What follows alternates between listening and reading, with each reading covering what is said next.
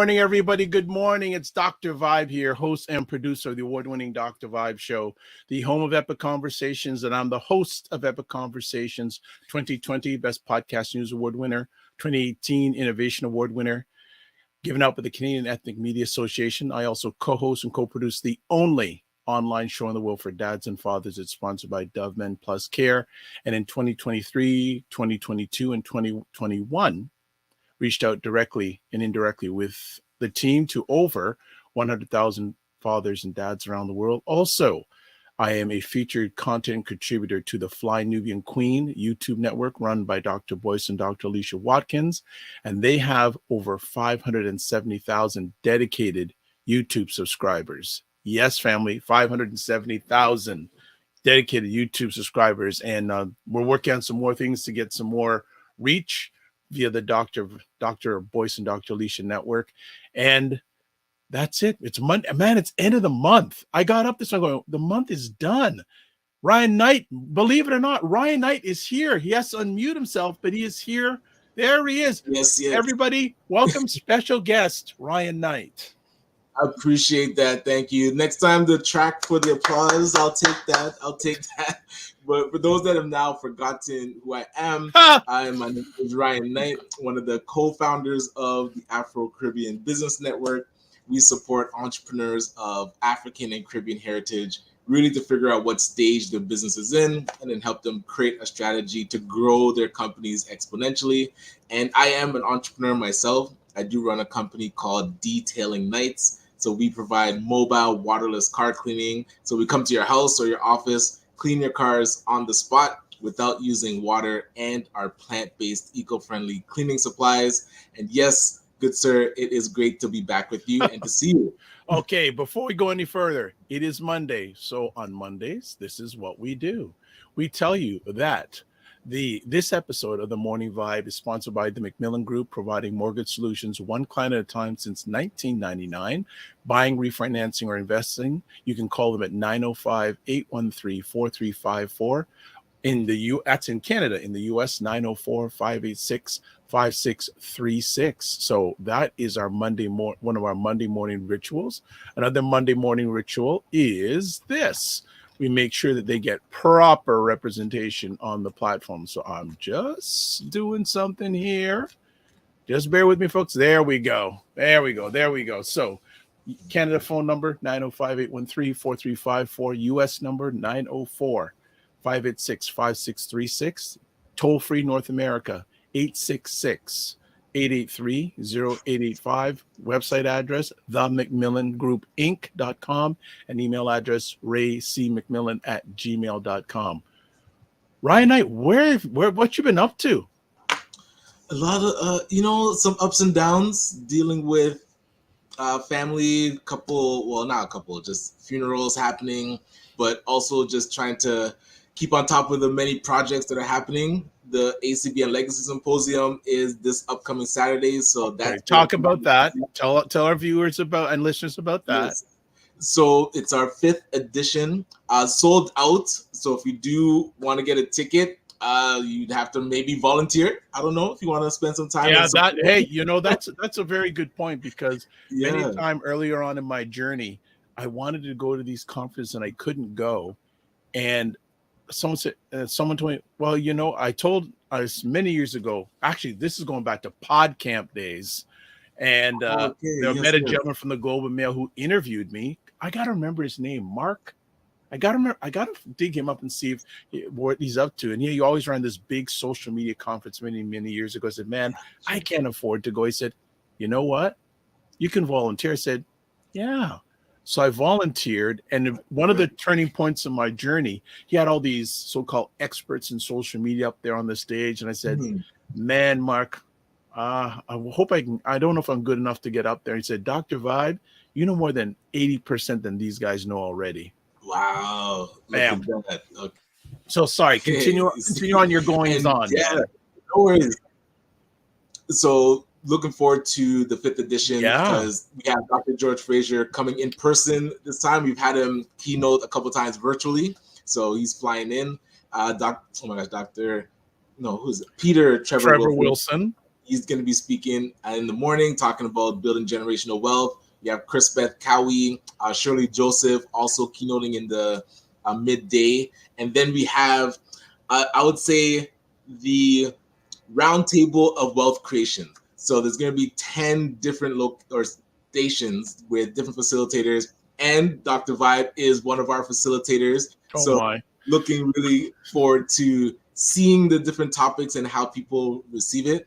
And in the room, we are looking to have 3 generations. So those that are elder, I would say those that are mid-age, and those that are younger, so that we can get different perspectives on the topic of building generational wealth together, which is the theme for this year's symposium. Okay. So we're in the thralls of that. So that's happening Saturday, March the 2nd. And the day before, at First Fridays, we're doing the, I would say, unofficial media launch for it. So we are working on having Dr. George Fraser come in Friday afternoon. So at First Fridays in the evening, we'd be able to have a conversation with him and then kick off the event happening the next day, which, as you notice, is not in Black History Month this year. We're actually using it to kick off Black Futures Month. Strategic. Yes, right. Okay. You mean get out of all the noise of Black History Month and let's do it. Let's do some things outside of Black History Month. And keep it going. Keep the and the gentleman, Paul Green, not sure if you know Paul Green, he's an educator. He's been championing Black Futures Month. So he's going to be there to talk about kind of the creation of it and the objective of it.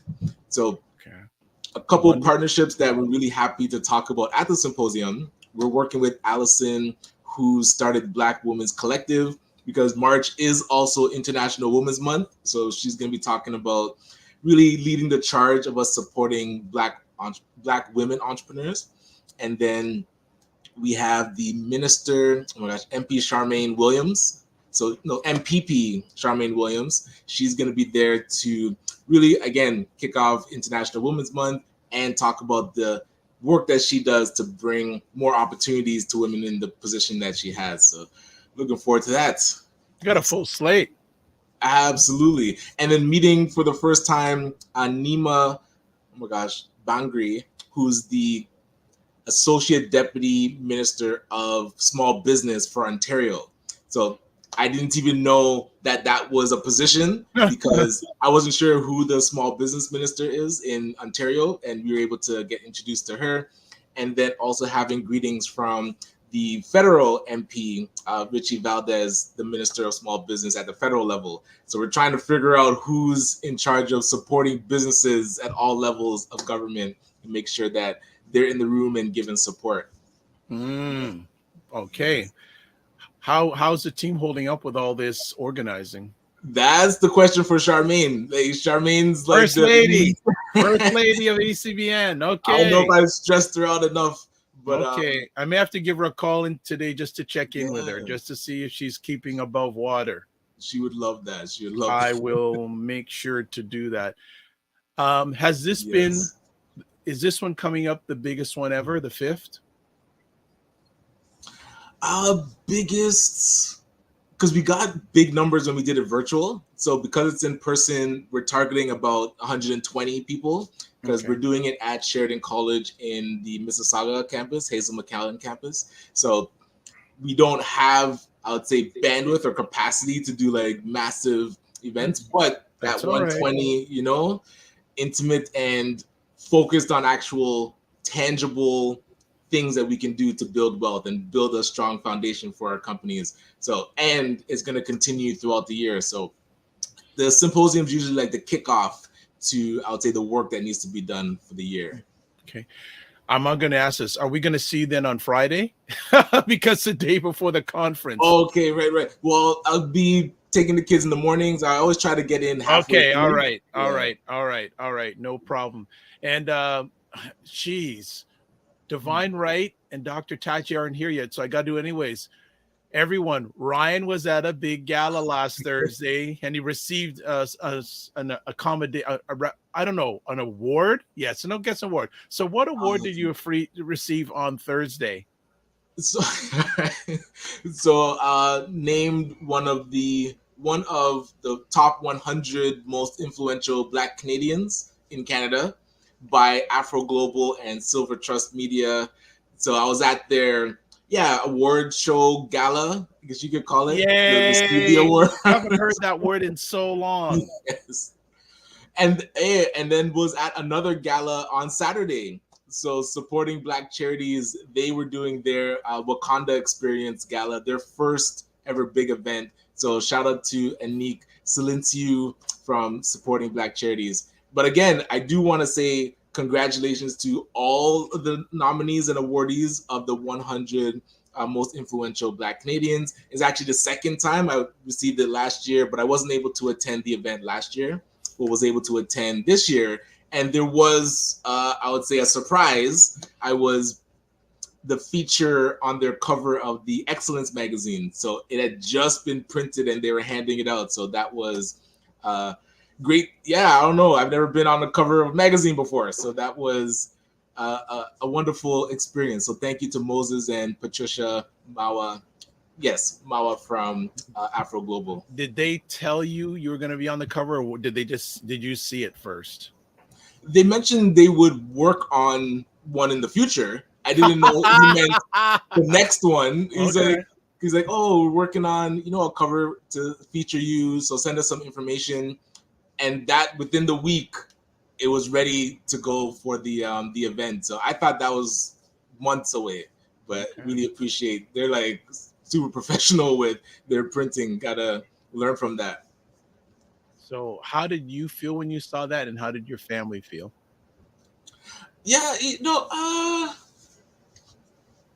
it's my daughter was really like, I think, realizing a lot of the work that I do in the community, because she's like, this seems like a big deal, Dad.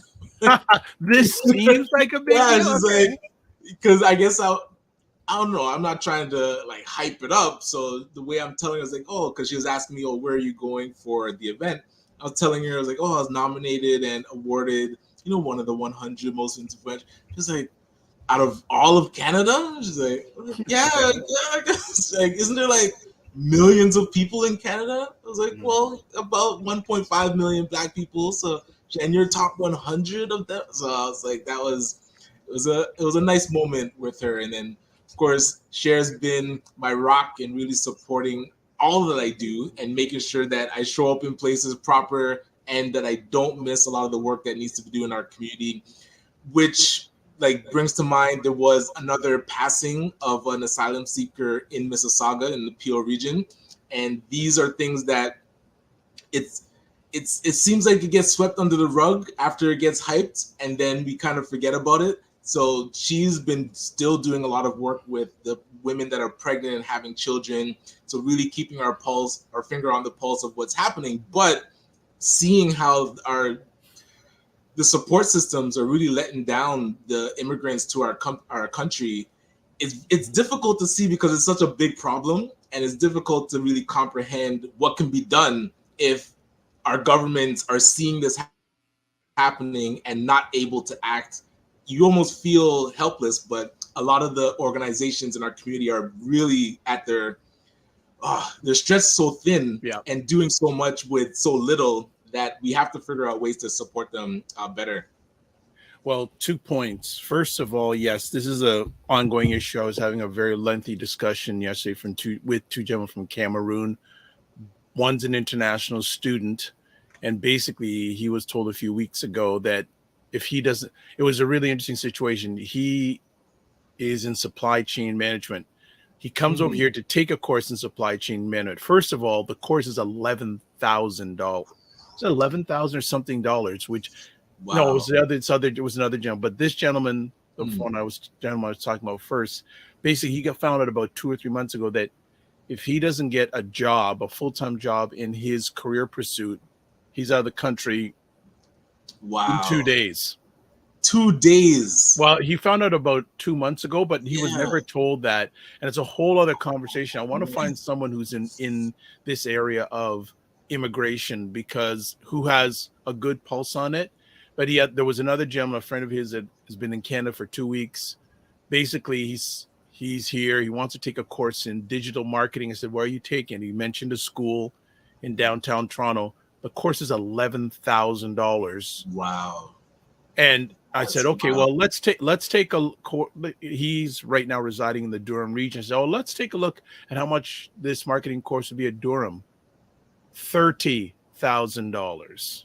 Whoa. And I'm just going there. Someone's making some serious money here. Now I know, and international students are charged a heck of a lot more than exactly. Yes. I'm going $30,000. I'm going, and wow. like this, the first gentleman I talked about.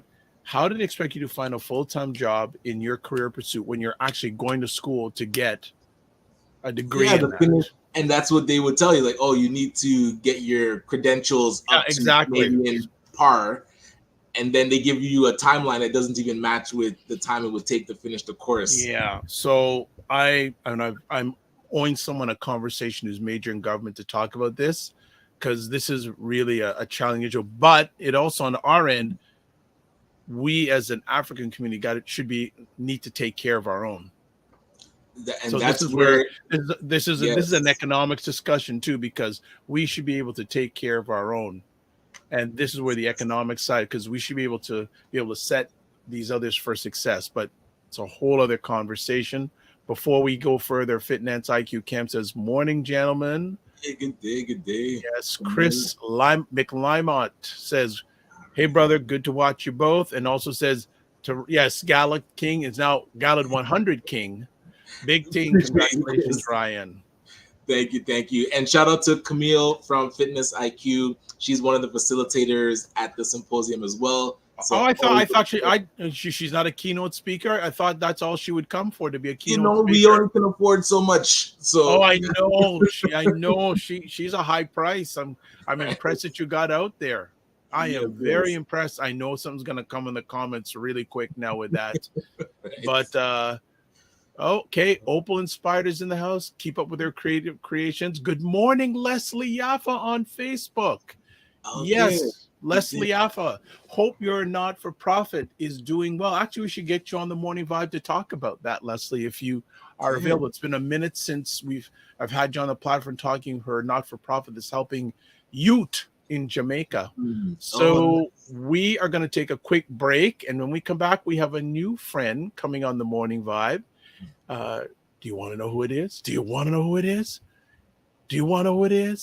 It's a lady named Alison Copeland. She has just written an amazing article on buyblacks.com. The title of the article is Canada's Advertising and Marketing Industry Can't Stay This White.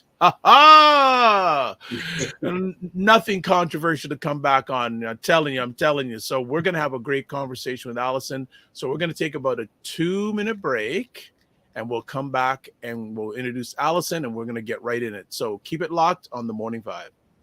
And that's what I feel like. You feel like you're the Harriet Tubman of the mind. I am. I feel like I'm I'm one of the Harriet Tubmans of intelligent Black people. Like, I want to liberate y'all from like being left behind and ignored and oblivion. Now, really, the rappers get all the attention.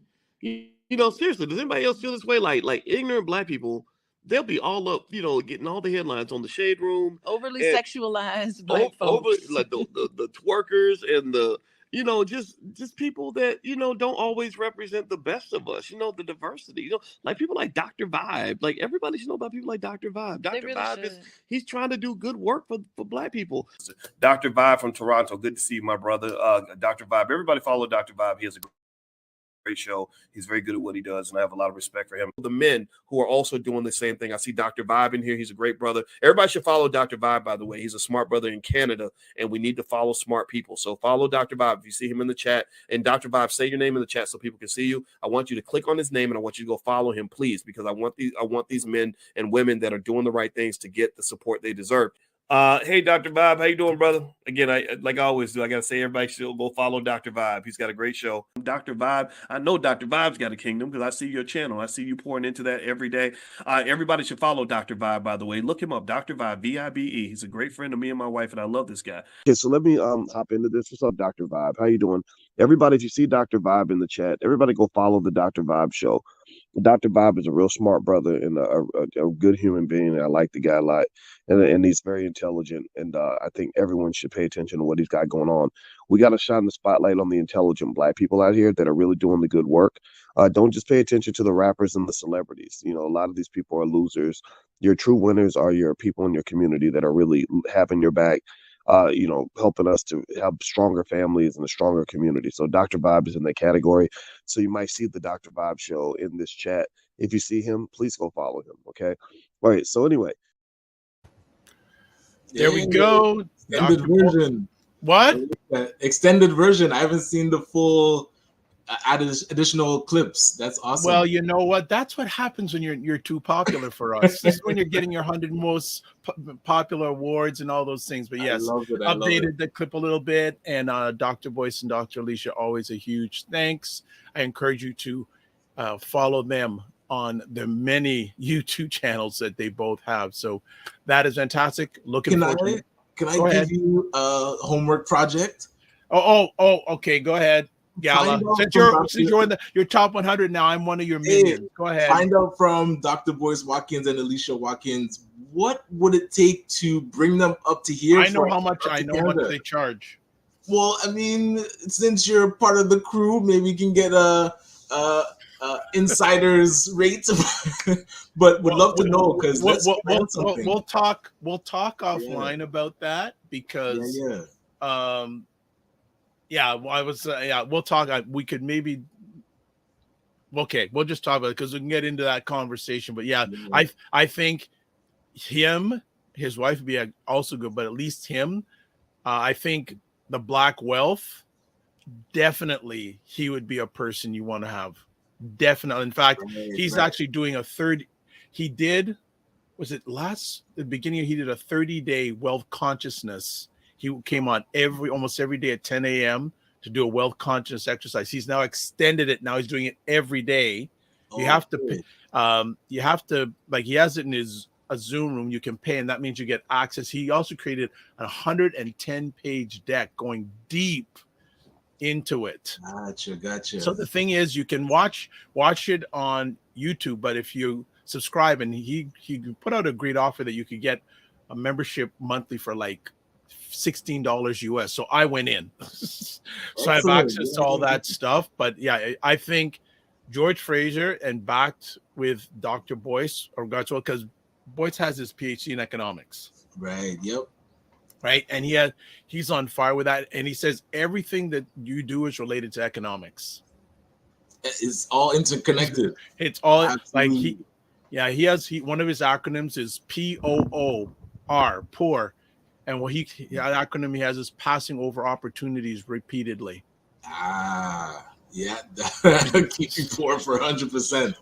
Right. Yes. So he is at next level of that teaching, and there's so many things I'm gleaning from him in regards to the wealth thing. He says, like, if you want to get from, lower class to middle class, own a house. If you want to get from middle class to upper class, buy stocks. Okay. Like, I know Fitness IQ Cam knows about this stock, Nvidia. Did anyone hear what happened to that stock last week? No. It went like that. They are the major chip maker for AI. And a lot of economists are saying, oh, they're gonna have a dip. It's gone. Like, did he say they bought stock in Nvidia a long time ago? Their stock has increased over 400%. Holy snap. 400%. But you know what? The underlying foundation of trends, right? Like, who's actually producing and developing what's needed for something like AI to operate. Yeah, he has actually a video called How to Become Rich Without Working. Gotcha. And it's all about stock options. So this is a Fitness IQ Cam knows about all that stuff, but he's helped a lot of people. Love that. Buy their first share of stock, etc. But we're delaying from our special friend. So let's get this going. So over the weekend, I was blessed to get a quick conversation in with Roger Dundas, and him and his dear wife, Camille, are the driving force behind buyblacks.com. and which is Black Canada's #1 online magazine. And this, he mentioned to me this article, Canada's advertising and marketing industry can't stay this white. So appropriately, during this month of Black History Month, African History Month, he said, I'd like to see if you'd like to have Alison Copeland on. I said, all right. And he called up Allison. And we had about an hour and 15-minute conversation on the phone. It just went on and on and on. I said, okay, we've got to get off the phone or we're going to get into Monday. So give her some rest. Right. So we are very blessed and highly favored to have Alison Copeland make her appearance for the first time on the Morning Vibe. Good morning, Allison. Good morning, Dr. Vibe. Good morning, Ryan. Good to see you and meet you. How are you doing? I'm doing really well. The sky is blue. There's not a cloud in the sky. It's a great day. Fantastic. Well, thanks for taking time out of your positive, productive schedule to join the Morning Vibe family this morning. And before we get into the article itself, can you share a little bit of background about yourself? Yeah, sure. How much time have you got? Okay. Well, no, Ryan has a gala to go to sometimes. Right. Okay. Okay. Really high level. You can probably tell from my accent that I'm not from these parts. Basically, I migrated to Toronto from London, England, about almost 15 years ago now. Had a passion to write, tell my story, and just unleash my storytelling skills in what is considered to be Toronto's creative capital. And really was trying to get started in the advertising and marketing industries because my background in England has always been in marketing and public relations. Let's just say it was a challenge trying to break into the industry. Huge culture shock, and took me a long time to get in. But once in, I began to see all these racial disparities, and it just became a bit of a bugbear. And I was just thinking, oh my God, like, need to create a story about this at some point. Anyway, fast forward to 2020 and, the brutal murder of George Floyd, the Black Lives Matter movement. I also was grateful to get an opportunity to work with By Blacks, and they took me on as assistant editor. So literally it was just like, okay, one of the articles I have to write, I must write during Black History Month this year, is regarding how difficult it is for Black people to get into senior leadership roles in this industry, to be regarded, to be recognized and rewarded for their work. And so I had an opportunity to speak with this amazing not-for-profit company called POCAM. It stands for People of Color in Advertising and Marketing. And their mission is to help people get in, to help Black and BIPOC people get in the industry, to nurture them and to help them navigate the industry. And so I reached out to them and was able to narrate their story in this article, Canada's advertising and marketing industry cannot stay this way. Fantastic. And for those who want access to the article, I think on everywhere except maybe Ryan's LinkedIn, I've been able to send the link out in the comments section. I've also have it here on the screen. And this is great. So before we get more into the article, what are some of the challenges you have experienced in regards to this industry? I know you shared one or two of the stories with myself and Roger over the weekend, but can you share with our audience one or two of the challenges you've endured or overcome? Yeah, I think the big one, especially for Black immigrants, is you don't have Canadian experience. Mm-hmm. That is like the number one hurdle to get over. And it's a catch-22 because if you don't have the experience, no one's willing to take you on. But how are you going to get the experience if no one's willing to take you on? And so what was, I guess, mind-boggling for me was that, well, I have experience in marketing and public relations. I have like a 6-year career in that industry in England. How does it not translate or resonate with Canadian audiences? What do I need to know about the Canadian market that I can't learn? If you take me on, even as an intern, I couldn't even get an internship. So it was just like, wow, I don't know how I'm going to crack the code on this. One way around it was setting up my own business and just launching into a freelance copywriting career. And that's what I had to do to get ahead. And I was able to get a job working as a receptionist finally for an advertising agency. And the interesting thing there was that I didn't need Canadian experience to be a receptionist, but I needed it to do anything else above reception or admin, anything to do with decision making or using the craft that you've studied for. You needed Canadian experience. So that was a huge, like, wow. And with the article, as I was reading through it, looking back, do you feel that criteria is used as an excuse, and more so is that they actually don't want to diversify their workplace? Or where are you starting to see what is actually happening underneath as you went through that experience and are able to look back now? Yeah, looking back, I definitely feel that not having Canadian experience was a euphemism for something else. I do feel that it's a very exclusive club, and I hate to say it, but I do feel that the doors are closed to certain ethnic groups. Gotcha. I'm going to ask one of the lines from this article that I found interesting was Gavin Barrett. He sounded like he was very, very wanting to talk about this from his responses. And, you know, I'm going to actually put it up on the screen because I think it's worthy to show this article as much as possible. So let me just put it up on screen here. He has a paragraph here. Okay, let's just get down to it. Yeah, so this paragraph starting here, we deny that we're perpetuating systems of exclusion like pricing, using money as a device to exclude people cuts across multiple things like the costs of training or education for young talent entering the pipeline. You're capped out by what I call discriminatory pricing. You know, it's a tool used to exclude people. Let's make a price of entry too hard to bear to keep these people out. So how much of it from your story and your personal experience, economics has to do with this?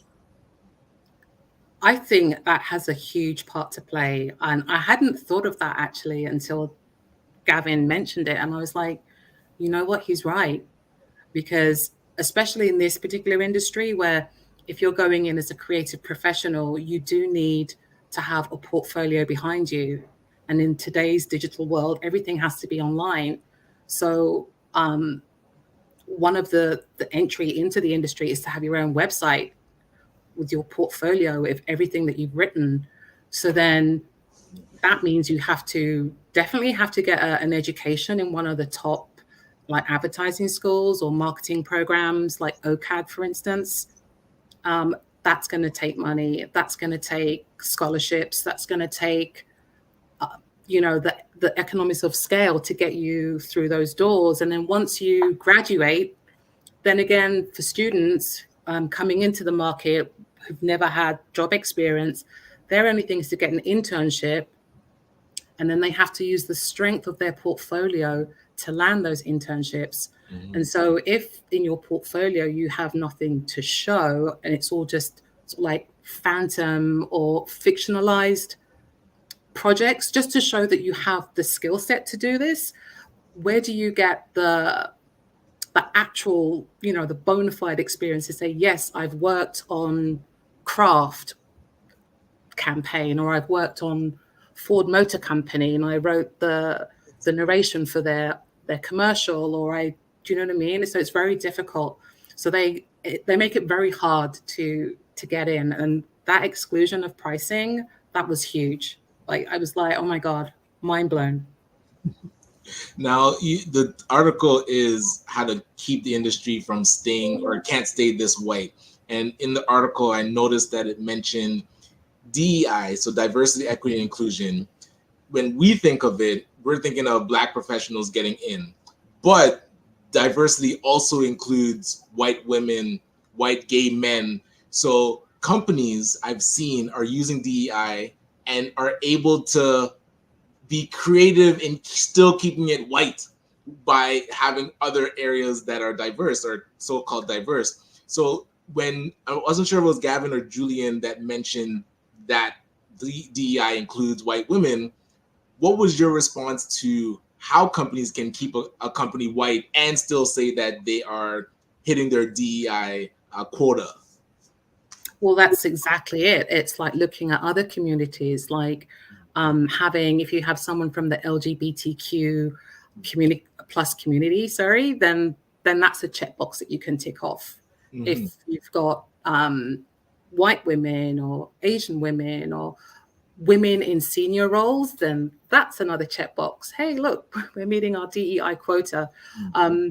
If you can get brown people in, again, but then it's like, this is good, and I want to see more women and I want to see more people of color, but ultimately I'm not seeing Black people in senior leadership roles or in executive roles in the C-suite.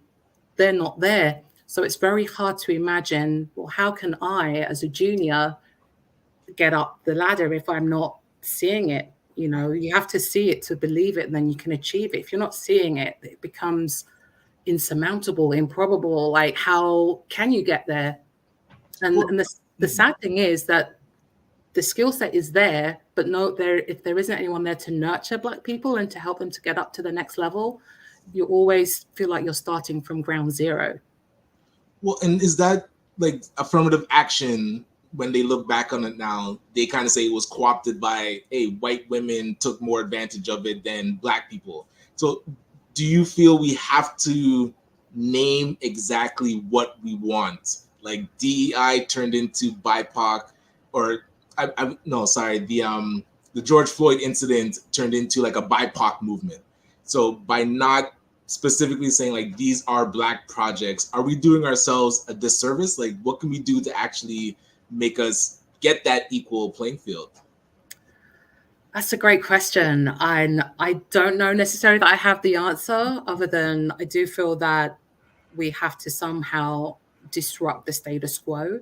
Mm-hmm. And if that means that we create our own opportunities, maybe create our own Black communication companies, advertising agencies, I know even then it's an uphill battle. It's like ice skating uphill. Like it's very difficult. And because then even then, once you do create your own companies, then you still have to work with white organizations, and they have to be willing to, enlist your organization and pay you what you're worth, right. And feel confident that they can give you the service. But I do feel that, I don't know, I do feel that since 2020, there has been a shift.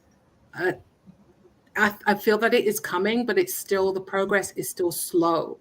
And so for me, slow progress is no progress, because I feel like, what is it going to take another 320 years for us to get that equal level playing field? It has to be equal, because without diversity of thought, without diversity in creation and producing, you're just basically just excluding a whole entire community, a way of doing things. And that's to the company's detriment. It makes more sense to be diverse, because we live in a diverse world. It's not a white only world or a Black only world. It's interesting you mentioned that, because African people, a lot of these marketing organizations, they test us to see if the product, good or service is going to be successful, but they won't hire us to drive that ship.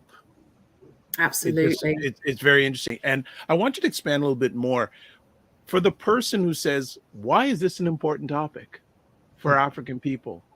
And you were beginning to share a bit of it a few months ago, but can you go wider? Why is it important that we have a skin in this game of advertising and marketing as a people?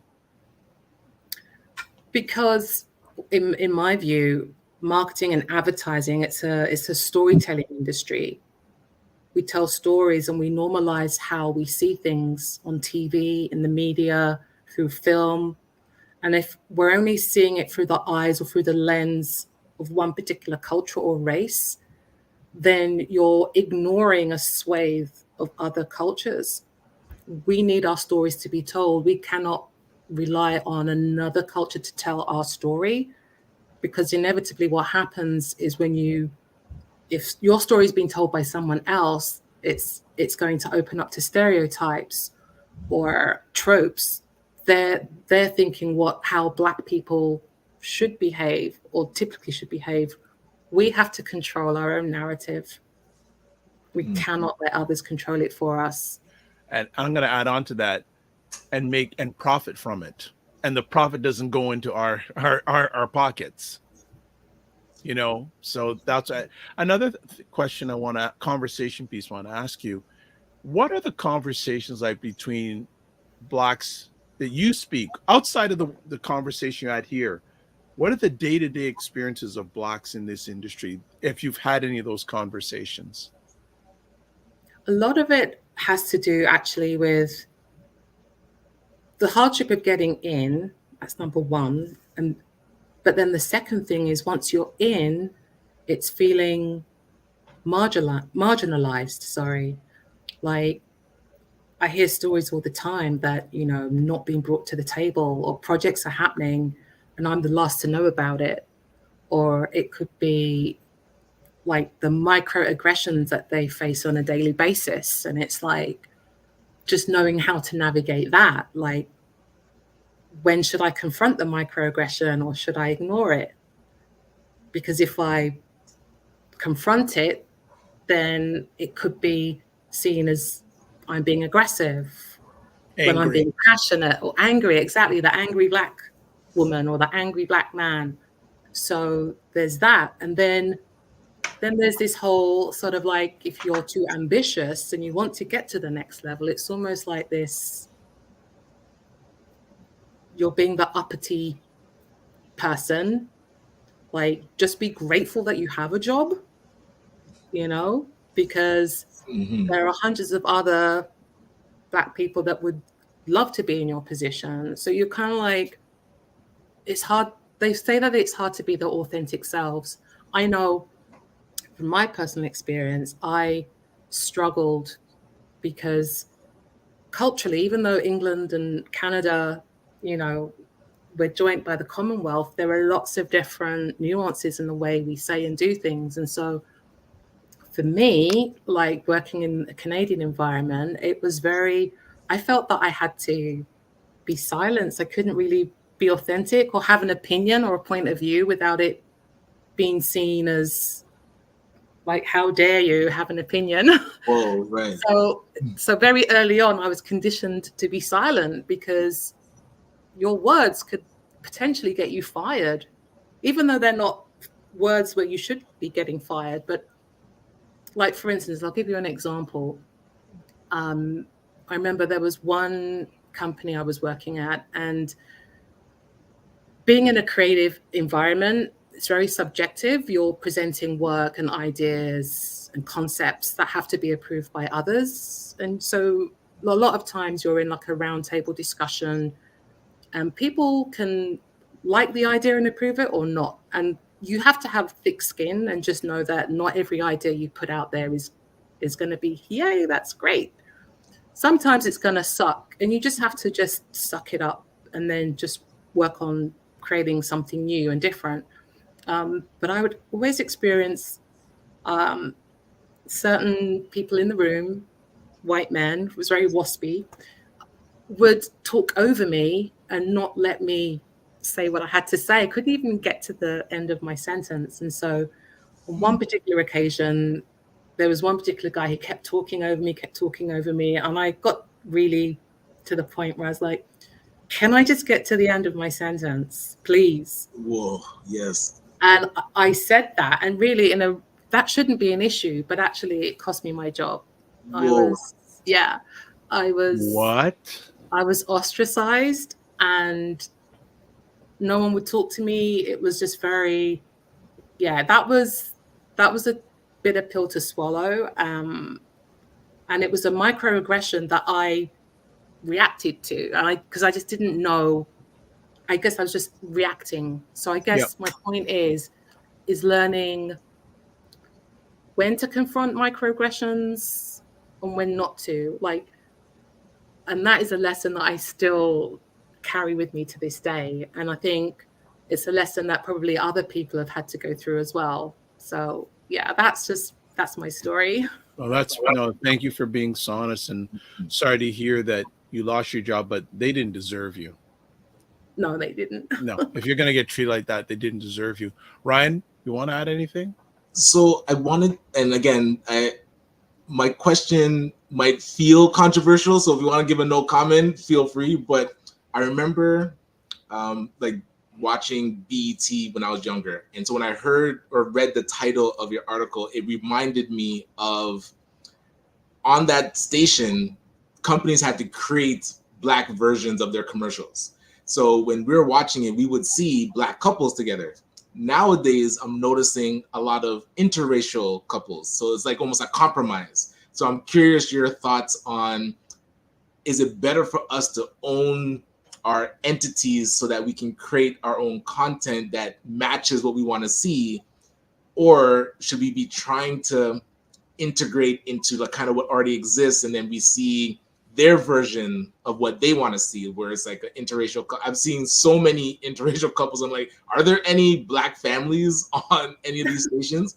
So I'm curious, based on your article, and you mentioned controlling the story and the narrative, what are your thoughts on how we can actually do that? Is it better to have our own like stations that have our advertising, or what can be a way to actually accomplish what the article title perceives? I think a bit of both. I feel that we have to be able to collaborate and work with other people. Mm-hmm. So in those settings where you're working in an established corporate agency, you do need to have Black people at the table. So when they're making these decisions about making the commercial, you have a Black director or a Black producer in the group within the team that can say, actually, no, that might not work. Why don't we try it this way? Or yes, it's good to have some interracial couples because that is the reality. There are a lot, but also we need to balance that out and we need to see more Black couples or more Black children, or so that they don't make mistakes. Like, do you remember a while back H&M had that ad campaign with the Black kid wearing a monkey t-shirt? Right. So it's things like that, because they didn't have anybody at the table to say that's a terrible decision. Like, you do need people of color in the boardrooms, in those sessions where they're doing their creative brainstorms, to be in there to put in their point of view. But then at the same time, we do need to create our own Black spaces as well, where you can feel psychologically safe to put out great work and have it be seen like globally and nationally. And I'm curious, because you said that you initially were trying to get in, and then you started your own business, but then you did kind of use that to get in, like get your foot in the door. Now that you've had your foot in the door, and I'm curious how that's progressed, between the two, building up the business or getting further in corporate, which would be the preference? Oh, that's a big question. I guess the preference, I think I like being in the corporate space because that's where you can get to learn your trade, and you get to hone and craft your skill. And then it's through that corporate experience that you can then translate it and offer your own personal service, because now you've got the best of both worlds, because then you know how to anticipate client needs, expectations, how to over deliver, under promise, work ethic, and just all the different nuances that you might not necessarily learn on your own as a solopreneur. You will get there eventually, but you'll get there faster if you're learning with others. I'm all about collaboration and working in those spaces, but those spaces have to make you feel psychologically safe so that you can put your best foot forward. If you're going into a space where you're the only one in the room, you've got to deal with all these microaggressions on a daily basis. It's exhausting. And it's just like, can I just do my work and just yes. Right? Just let me execute. Yeah. From your article and having the conversations, what reasons are these companies giving for justifying their lack of progression? Has anyone asked them about that? I don't know. I feel like there's, at the heart of it is fear. I'm thinking, what are they afraid of? Why in 2024 is there still this issue of diversifying workspaces and then pretending that it's so complex? Oh, we, DEI, and we don't know what to do, and like just hire more Black people. It's as simple as that. What?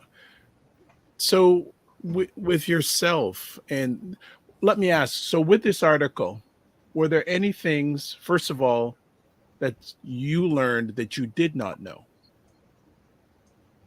Yes, the stats right up the top. Because yes, I've been in spaces, and I've been not only one. I've worked in organizations where it's like 200 plus staff and there's like 5 Black people. Mm-hmm. 2 of them are in the mailroom. 1 of them is at reception, i.e. me. And then the other one is like in the mailroom. Mm-hmm.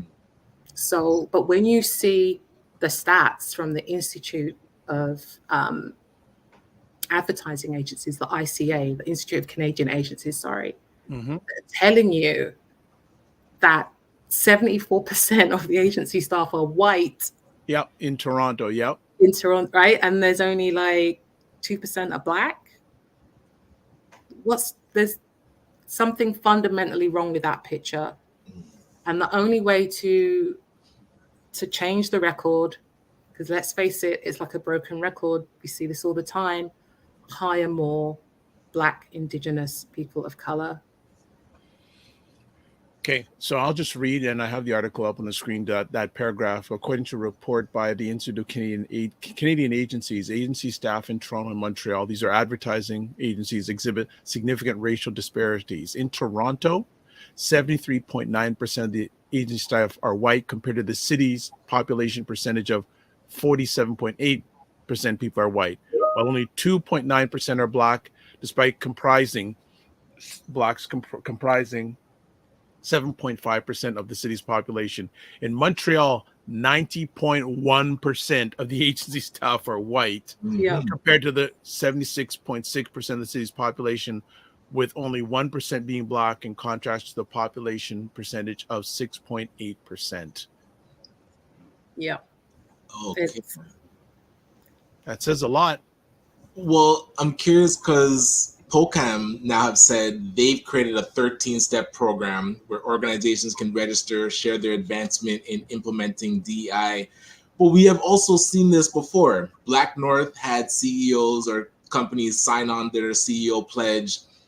Reports have not been great about the progress that's been made. So I'm curious, as your conversation with Garrett with POCAM, what are your initial thoughts on, will companies engage in this 13-step program? Did they talk about uptake? Where are you seeing kind of companies being able to be held accountable with what they've agreed and pledged to do for DEI and the Black community? Well, I just want to shout out Gavin Barrett at POCAM, because it's a great initiative, and it's something that they borrowed from the US, this call for equity, where they have these agencies and corporate companies pledge to do these things, to hire more Black people, to nurture those that they have there within their spaces. And so what they've done is they've made these companies accountable for what they're doing by having a progress tracker. So actually this 13-step program, like you can go on at any given day on the website and you can see what they're doing and how far they've come. And there have been some agencies that are doing the good work and fighting the good fight. Like John Street, that's a big agency in the city that's doing what they propose to do.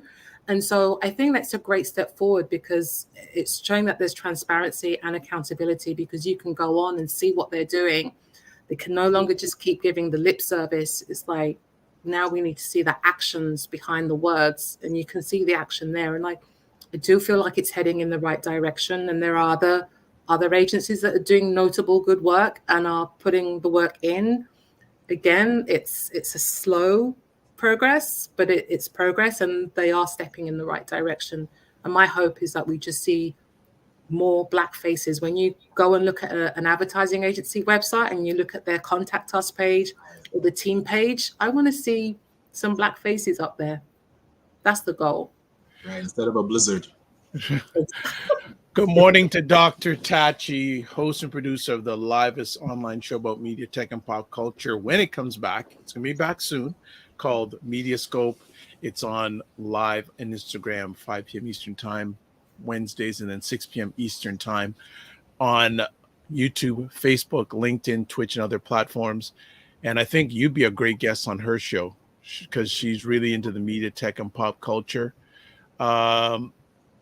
Also, speaking of BET, why? BET is white owned, by the way. NAFT TV is a Canadian version of BET, in my opinion, although many of the shows are in French. Jean-Yves Roux out of Montreal is the founder. You should have him on the show if possible. I've heard about him a few times before, and I'm going to make a reach out to him based on this conversation, but his name has been mentioned to me before, so definitely. Also, I hear Blizzard Ryan laughs. Hayton Morrison, what is up? I'm wondering what needs to be done to keep the racial stats front and center because no one can argue with the stats. Any Numbers response? don't lie. Okay, and Doctor says I would love to have her on, so I can certainly get you on if you want to be on Dr. Tachi's platform. All right, we'll make that happen. I'm gonna say this interestingly. What you've said, and we all agree that having more African representation in these organizations would be helpful, but something tells me they're not going to change. They don't have to change because we're playing by their rules. You know, it'll be interesting to see. You know, it's just interesting to me to say that, you know what incentive, they're still making their money. Mm-hmm. So part of me says, we got to create our own. And even if it's, go ahead. Yeah, I think with so ESG, environmental social governance, it's a huge thing right now, and it's looking at brands and companies that are compliant with how they are doing socially, and that would include DEI, having equity, racial equity, what they're doing for the environment and governance. How are they governing their companies? Is it ethical? Like, these are issues that are being monitored now from like all the top companies because consumers, people like you and I who consume these products, they want to know that the product that they're buying into is being made through being environmentally friendly or taking into sort of like social issues into accountability, and how are they governing their staff. And if you're not doing your ESG bit, like consumers are going to know that, and they're going to stop buying your product, or they're going to stop watching your programs. Black people are consumers, and we can stop watching, reading, and potentially boycott the things that you're creating if you're not speaking to us and for us.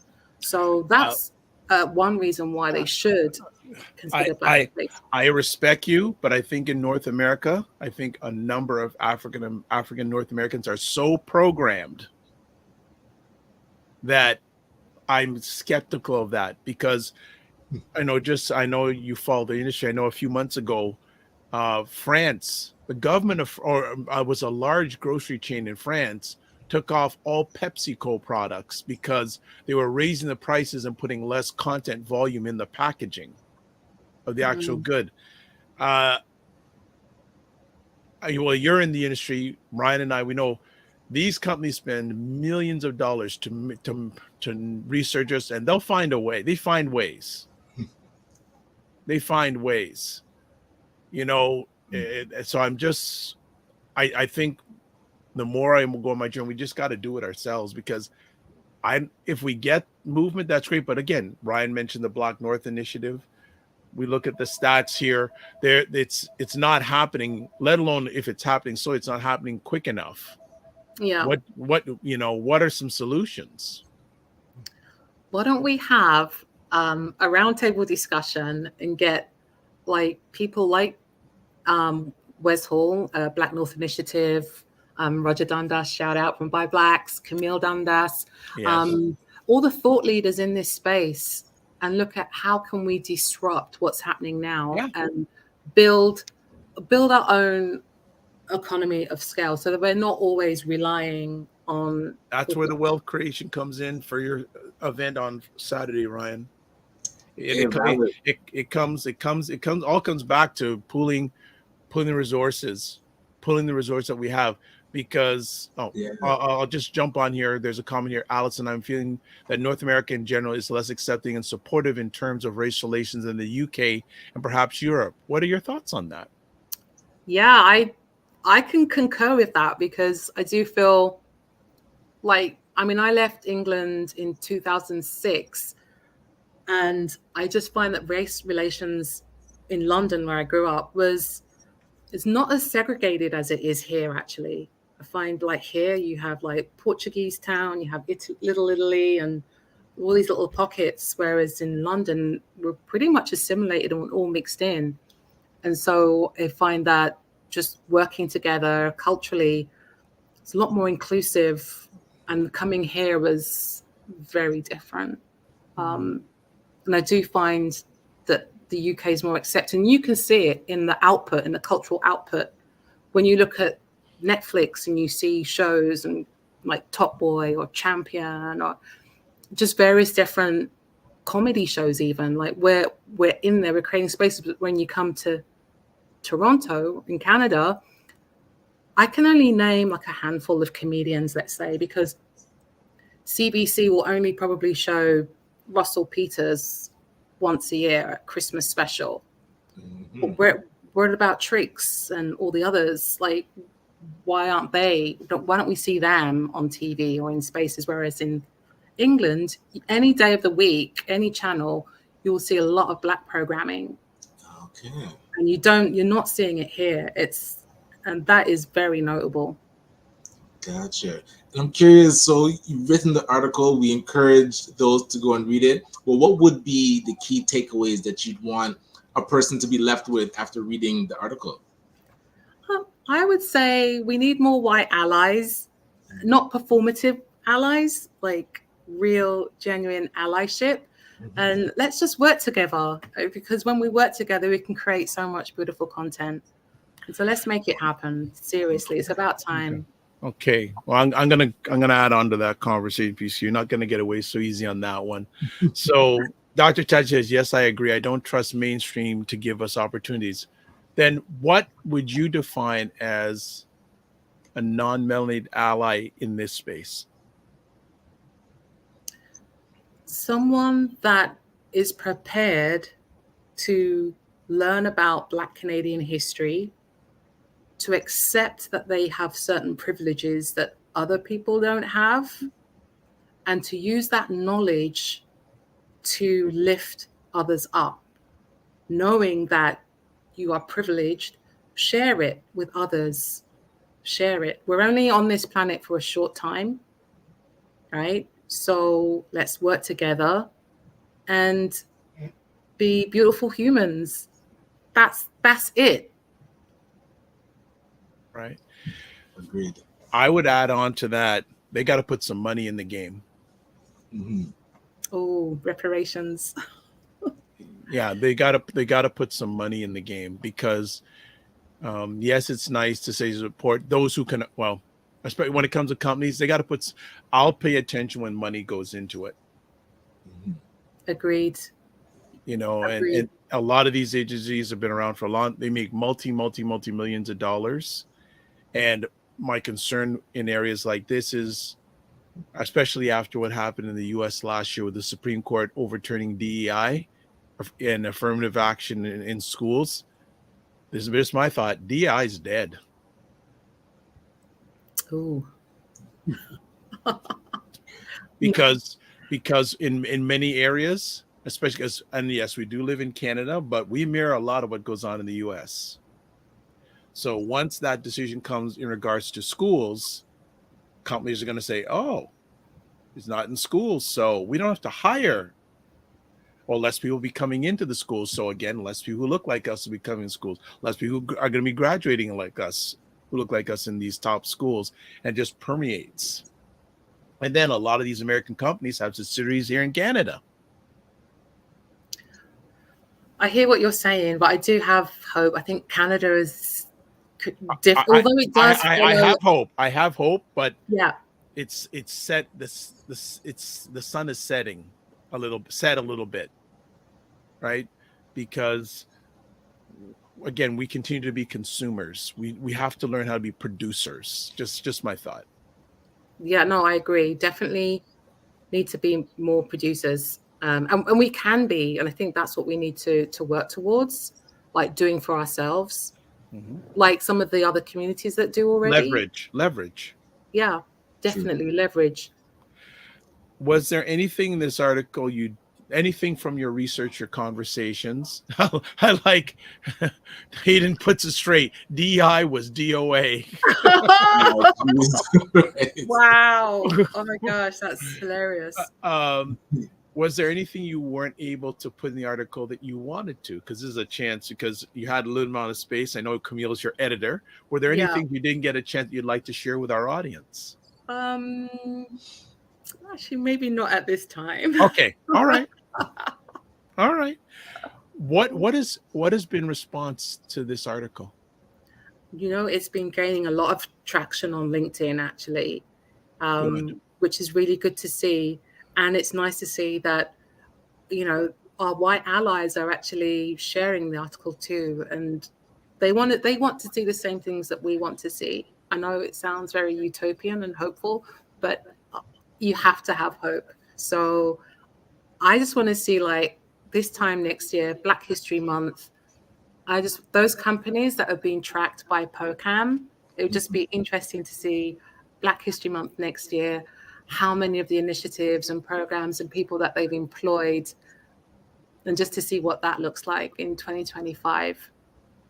I'm going to push it further. I want them to do something every month. I want yearly initiatives. I don't want 1 month's initiatives. Yeah, I definitely agree. It shouldn't just be a monthly thing. It should be ongoing all year round. We're Black every day of the week, every day of the year. Not just... so some chiming in your Dr. Tachi's Hayden Morris, exactly. They never wanted to do it in the first place. It was performative at best. And someone not hopeful, Roger. And you shouldn't be surprised about him saying that. I'm not surprised. But that's even more initiative that we got to do something on. We got to get rid of the trauma that exists between many of us and do something on our own. That's what other cultural groups have done. They said, look, we got a problem. We know they're not going to solve it. If they're going to solve it, they're going to make sure, because again, he who writes the check controls. Amen. But look, Dr. Vibe, you're doing your show, right? And you're having these conversations that wouldn't be had in the mainstream. Byblacks.com, same thing. Having these conversations that aren't going to be covered in the mainstream. And so we do need more outlets where we are running our own narrative and telling our stories, untold stories, and fighting invisibility every day. We need to do for us. And it has to be not the traditional content. Right, which I mean, tired of seeing entertainment. Yeah. Tired of seeing beefing. Tired of seeing reality shows. Yeah.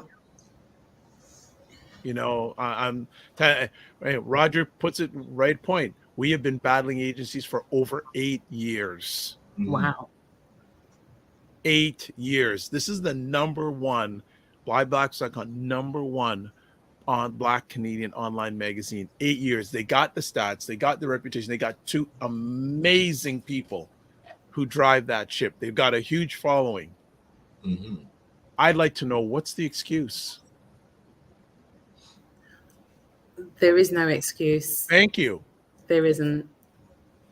But what we can do, maybe, I'm just thinking off the top of my head, is because I do find sometimes that Toronto and Canada can sometimes have that small town mentality where they wait for you to be endorsed by other cities in the world. US. Right? And then they're like, then then they want to get on board, then they want to jump on the bandwagon. So because with the internet and the digital world, we don't have to necessarily just look at the Canadian market. It can be global. It has to be global. It has to be, because it has to be. Look, Allison, when I started this thing, and it's still to a lot of extent, African Canadians wouldn't even give me the light of day, the time of day.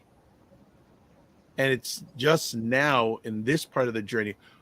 Oh, wow, Dr. Vibe, you're doing this, this, and this. I go, yeah, I've been doing it for a long time. I started with this microphone. Wow. That looks like a golf ball. That is cute. Yes, it's called a blue snowball. That's what I started with. So, you know, I've had support. I'll just put out there, largest support. Not so more fact. I've had bigger support from people who look like us down south and here. Gotcha. Yep. But this good comment here though. Dr. Chachi says, believe it or not, the US is like that as well. Yes. Ooh. And actually, I couldn't put up. But if you remember, if you join our Discord, I didn't even have a chance to put all that stuff up. There is a great YouTube video, I think I've mentioned here a few times before, done by Roland Martin. Some people may or may not know who he is. Used to be on, well, during the Obama days, he was a contributor to CNN, and also he was on News One for a period of time, where he breaks down what the challenges are for Black content creators getting the attention of media agencies in the US. Same thing. Mm-hmm. And he has a bigger audience, much bigger audience. Like average videos, he gets over 200,000 views on YouTube. So it just means more and more. And again, you who are watching or listening to this live, you got to support us, because it is a lot. Unfortunately, it is a numbers game. Yeah. Until we create something our own that isn't based solely on numbers, but it is a numbers game. So it has to be coming down the support, you know, huge time. Any final thoughts, Allison, before we let you go? Because I know you've got agency stuff for your creative place to do. I just want to echo what you said. You know, we've got to start, if we're going to do things for us, by us, then we've got to support us. So, you know, put your money where your mouth is, like support. Or even your time. Your time, exactly that. Support. That's where it starts, support. And I'm curious, what's the next milestone for Copeland Creative? Where do you see the company going? Well, big question. What I'm going to say is watch this space. My website is launching soon, relaunching. I had a redesign in play. So you can find out at copelandcreative.ca. Excellent. We will. Thank you. Thank you, Allison, for taking the time to share with us today. I appreciate it. You always have a home here. I have a feeling you got some other content coming out that I think that we need to view. So we'll be anxiously waiting for that. And if there's anything we can potentially help you with down the line, please feel free to reach out. Oh, absolutely. I'll definitely make sure you guys know. I'll give you the first scoop. Well, give Roger and Camille first. Then yes. Yes, please. Yes. Give it to them first. So as always, don't just manage your time, manage your energy. And remember to give yourself grace, and we'll chat with you soon. Thanks for taking the time. We appreciate it. Thank you. Thanks for having me, guys. Have a great day. You too. Bye-bye. Bye. All right. There we go. Excellent, Very interesting conversation. Mm-hmm. Very interesting conversation. People don't realize marketing and advertising has a huge footprint on what we do, or what not. Well, decisions that we make. I wouldn't say what we do. The decisions that we make is very influential. Ryan, what did you take home from that conversation? Yeah, I like that PoleCam has created a way for us to keep track and actually log in to see the progress of the companies that have signed on. So I'm going to check it out and see kind of where people are at. And like you said, check it each month. And by next year, see if there's actual proper progress made. So I think that's excellent. I'm glad that she's highlighting we need to address the whiteness in the room. And as David Archer keeps telling us, it's a created construct. So the more that it's used to keep us out of spaces, we have to be able to fight back against that. Excellent. We have to thank buyblacks.com for making this conversation happen, and we're going to make some more. We had some going for a while, and I have to take responsibility that not more of them have been happening, so we're going to make those happen. And please, there's all their contact information: website, Facebook, X, YouTube, Instagram, and wherever you're watching this, except Ryan's LinkedIn, their contact information has been shared with you. So that is fantastic. Ryan, what else is going on for the week? Well, thanks to buyblacks.com. Not sure if people heard the news, but ACBN, the Afro Caribbean Business Network, was named the People's Choice Award winner for 2023. Congratulations. And so Buy Blacks did release their video showing all the winners. So definitely check that out on their website. And again, shout out to those that voted, of course, to the ACBN team and all our supporters. It was really heartwarming seeing the comments as people were voting and talking about how ACBN has supported them in their business. So yeah, I really thank buyblacks.com for the platform and the opportunity to even be nominated. It was a great experience. So we have a great announcement at our event, so stay tuned. All right. Frequency Event Promotions. Congrats, ACBN, well deserving. Dr. Tachi says, congrats, Ryan. Thank you. Opal says, thanks, Allison. Great conversation. Dr. Tachi, thanks, Allison. I'll make sure you get in touch with her. Okay. That is it for this week. Well, not this week, today. So surprised that Ryan's here. Oh my God, he's here. He's actually here. Roger says, congrats to ACBN, well deserved. And then keep up the great work. Well, it's Ryan and team. It's not just him alone. It was him alone. You see, Frequency Event Promotions, you say that, First Lady Charmaine is going to give you a lick in your head. So don't forget her and the rest of the team. So a few things, and I didn't even do this at the beginning. So let's do a few things. I totally forgot to do this. All right. So please subscribe to the Dr. Vibe Show on YouTube. Hit the notification button. Also follow the Dr. Vibe Show on YouTube, Facebook, and LinkedIn. What else do we got today? What's else? Some other things. I'm trying to find this stuff. Okay. Advertise your business product or service on the platform or any of the platforms I host. Please email me dr.vibe at the drvibeshow.com. Join the Morning Vibe Discord group and email me dr.vibe at the drvibeshow.com. And also put the replay of this will be there, and also the link to the article we'll be putting there. What else? There's Ryan's website, ryanoneilknight.com. So I'm going to take a look and see if galaking.com has been taken. And then LinkedIn, Ryan Oneil Knight, Instagram at ryan.knight99, and email work with me if you get his time. Work with me at ryanoneilknight.com for myself. Website, the drvibeshow.com. YouTube, Facebook, and LinkedIn, the Dr. Vibe Show. Instagram at the drvibeshow, and X at drvibeshow. So Ryan, I can already tell you, Ryan may or may not be with us on Friday because he has to walk his, as he says, his kiddos to school, and he does have a big event the next day. So I don't know if he's going to be what maybe, but for those who come next Friday, next Friday is the beginning of a new month. Like March on Friday. Where did this month go? Where did it go? So Wayne Harris is going to be back on fire. Financial First Fridays with Wayne Harris. Also, you can watch replays of this epic conversation, the Dr. Vibe Show on YouTube and Facebook. Afro Caribbean Business Network, Facebook and YouTube, and Ryan Oneil Knight, YouTube and LinkedIn. Any last words you have for us today, Gala 100 King?